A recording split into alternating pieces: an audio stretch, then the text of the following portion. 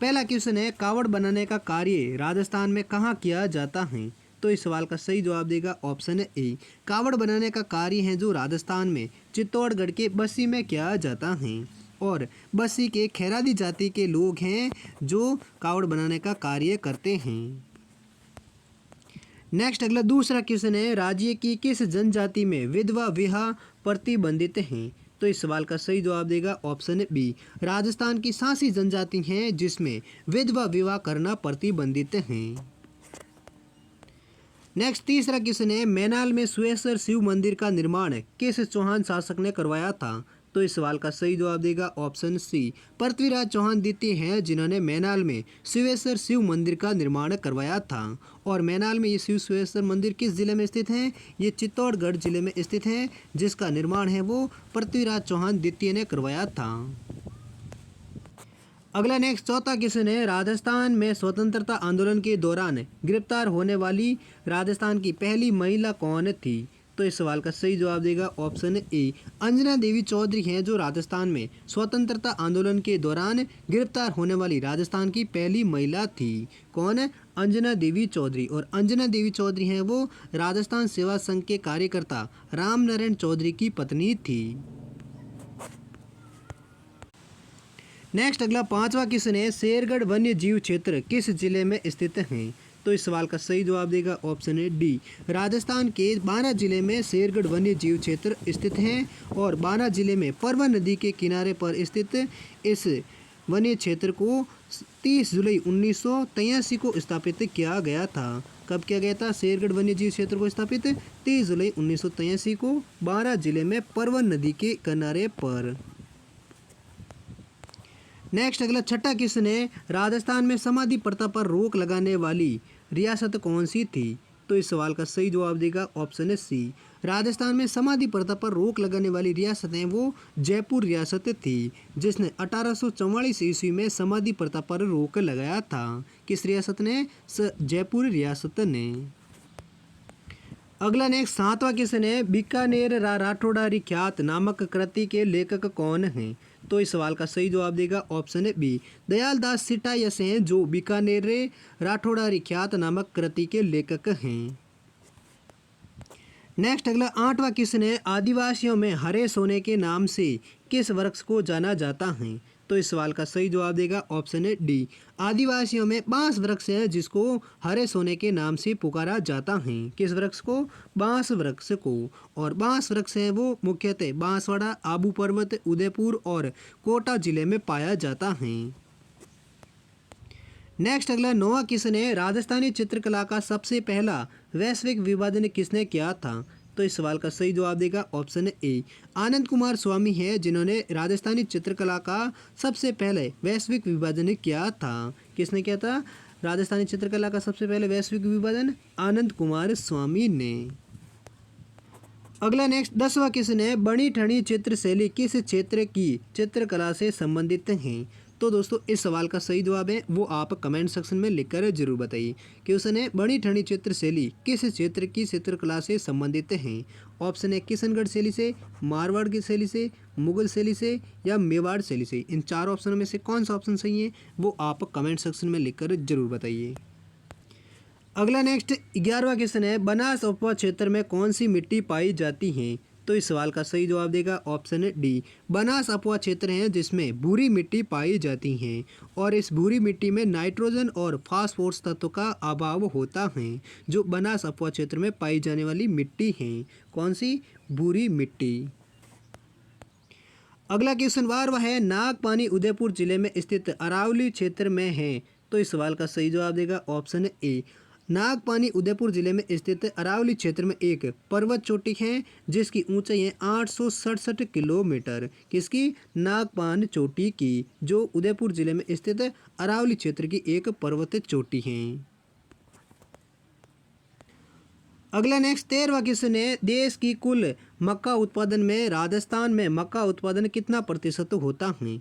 तो इस सवाल का सही जवाब देगा ऑप्शन सी। देश के कुल मक्का उत्पादन में राजस्थान से 8.4% मक्का उत्पादन होता है और राजस्थान में सर्वाधिक मक्के का उत्पादन है वो भीलवाड़ा जिले में होता है और भीलवाड़ा के अलावा राजस्थान के बांसवाड़ा, राजसमंद और झालावाड़ जिले में भी मक्का का उत्पादन होता है, जबकि सर्वाधिक मक्के का उत्पादन राजस्थान के भीलवाड़ा में होता है।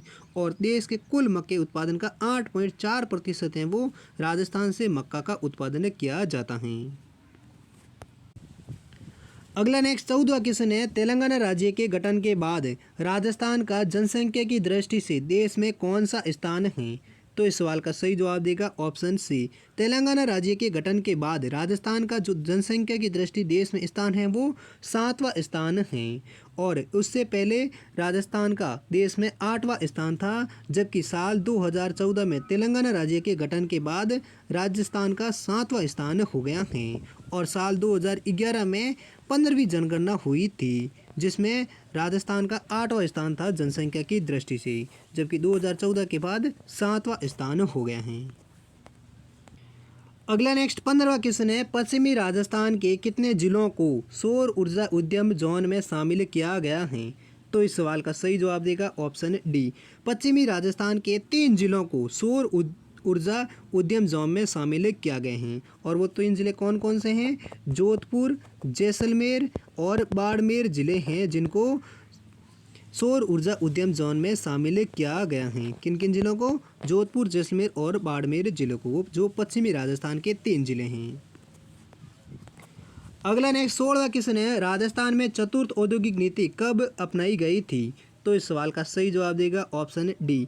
जून 1998 में राजस्थान में चौथी औद्योगिक नीति अपनाई गई थी, जबकि पहली औद्योगिक नीति है जो राजस्थान में जून 1978 में, दूसरी अप्रैल 1991 में और तीसरी जून 1994 में, और चौथी औद्योगिक नीति है वो जून 1998 में अपनाई गई थी।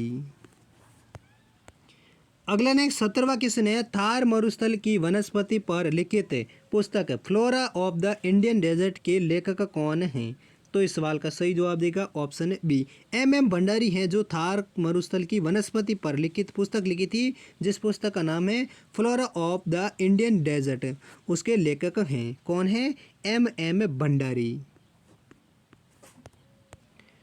अगला नेक्स्ट 18वां क्वेश्चन है, राजस्थान के किस जिले में जूमिंग प्रणाली की वालरा खेती होती है? तो इस सवाल का सही जवाब देगा ऑप्शन है डी। राजस्थान के डूंगरपुर, उदयपुर और बांसवाड़ा जिले में जूमिंग प्रणाली की वालरा खेती होती है। किन जिलों में?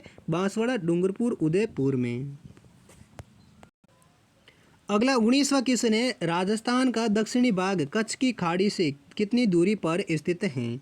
तो इस सवाल का सही जवाब देगा ऑप्शन ए। राजस्थान का जो दक्षिणी भाग है वो कच्छ की खाड़ी से लगभग 225 किलोमीटर दूरी पर स्थित हैं, जबकि अरब सागर से लगभग 400 किलोमीटर पर स्थित राजस्थान का दक्षिणी भाग है। अगला नेक्स्ट 20वां क्वेश्चन है, राजस्थान में बंगाल की खाड़ी की ओर से बहने वाली मानसूनी पवनें क्या कहलाती हैं? तो इस सवाल का सही जवाब देगा ऑप्शन बी। राजस्थान में बंगाल की खाड़ी की ओर से बहने वाली जो मानसूनी पवनें होती हैं उसे पूर्वीय पवनें कहते हैं। अगला नेक्स्ट 21वां क्वेश्चन है, गोमती नदी पर निम्न में से कौन सी झील स्थित है? तो इस सवाल का सही जवाब देगा ऑप्शन ए।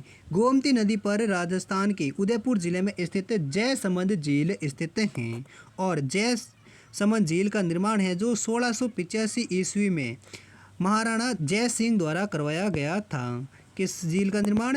जयसमंद झील का। और जयसमंद झील है जो विश्व की मीठे पानी की दूसरी सबसे बड़ी झील हैं और कृत्रिम झील भी हैं, जिसे स्थानीय भाषा में ढेबर झील के नाम से भी जाना जाता है। अगला नेक्स्ट 22वां क्वेश्चन है, राजस्थानी चित्रकला की मूल या प्रारंभिक शैली कौन सी मानी जाती है? तो इस सवाल का सही जवाब देगा ऑप्शन सी। उदयपुर शैली है जो राजस्थानी चित्रकला की मूल या प्रारंभिक शैली मानी जाती है। अगला नेक्स्ट 23वां क्वेश्चन है, राजस्थान की पहली देशी रियासत कौन सी थी जहां सर्वप्रथम ग्राम पंचायत अधिनियम पारित कर ग्राम पंचायतों को वैधानिक दर्जा प्रदान किया गया था? तो इस सवाल का सही जवाब देगा ऑप्शन ए। राजस्थान की पहली देशी रियासत बीकानेर रियासत थी जहां सर्वप्रथम ग्राम पंचायत अधिनियम पारित कर पंचायतों को वैधानिक दर्जा प्रदान किया था। किस रियासत को? बीकानेर रियासत में।